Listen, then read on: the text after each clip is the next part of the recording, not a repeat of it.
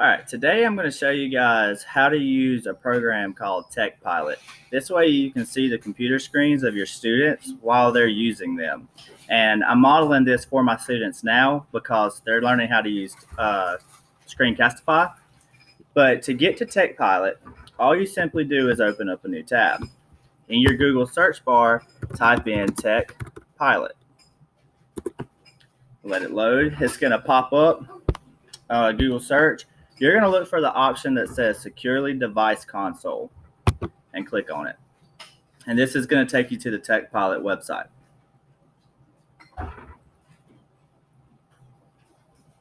Once you're here, logging in is very simple. All you have to do is click Log In with Google. I'm already logged in, so it brought me to my page already. But it will pop up and ask you to log in with Google. And when you do, you'll come here. To get started, you need to click in this box here that says Class and make sure you select your Google Classroom. If you haven't set up Google Classroom and don't have kids in it yet, then Securely TechPilot will not work for you. And if you just added your kids to Google Classroom today, it takes at least 24 hours for you to be able to see their screens when using this program. And every Google Classroom that you are in is going to show up. So even the ones like for Second Steps with Mr. Stokes, or any of the ones that you're a teacher in, I should say, are going to show up. Pick the class that you are using. Mine's Mr. Vaughn's 4th grade dogs. And then you're going to press this green button here that says Start Class. It's going to give you a menu of options. Right now, the length of time is set to only 60 minutes, and that's fine. You can leave it like that. But in 60 minutes, the class is going to end and you're going to have to restart it. Or you can up the time. So I'm going to usually set mine to 120 minutes. And all the rest of the options, you should just leave them the way they are. And click Start.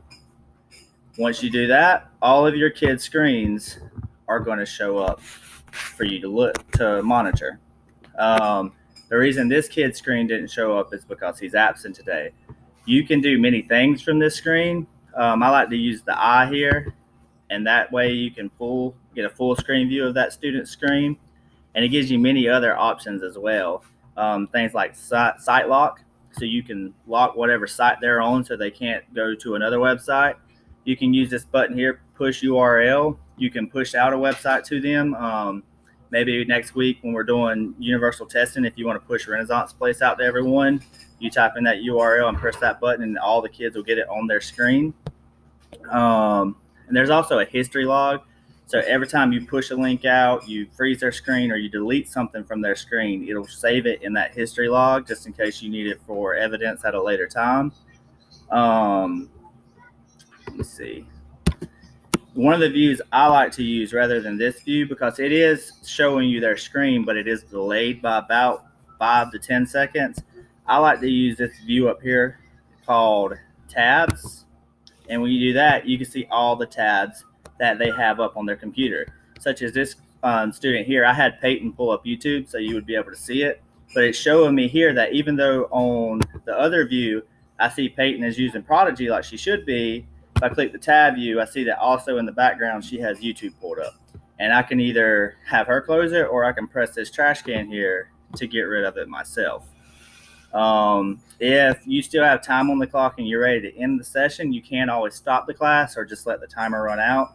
And you'll get an email whenever you're done with a summary in it. Other than that, if you have any questions, feel free to reach out to me and I will help you.